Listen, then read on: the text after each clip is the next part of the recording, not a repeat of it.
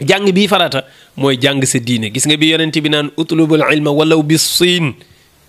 wax ko woon pour xam-xamu technologie ñu bëri loolu la ñuy wax naan yonent bu neen dem leen ba Chine parce que daa bëggoon ñu wuti xam-xamu technologie. ah déedéet xam-xamu diine la wax jar na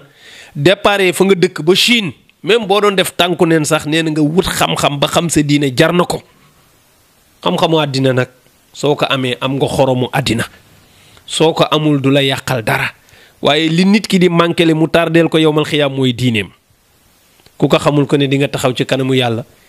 jéem a lay lu tax xamoo woon sa diine ci àddina lu tax jàngoo woon. kon nag mbokk yi xam-xam a ngi noonu yàlla jox na ko dayo yonent bi jox na ko dayo kon li jaadu mooy ñu jox ko dayo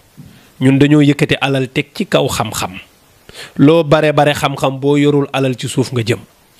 loo xamadi dara boo yoree alal ca kaw lanu lay teg loolu nag wuutee naag tegu yàlla. su ko defee mbokk yi nañu góorgóorluwaat ci xam na sunu borom dafa tagg aji xam dafa bokk ci melokaani sunu borom mooy xam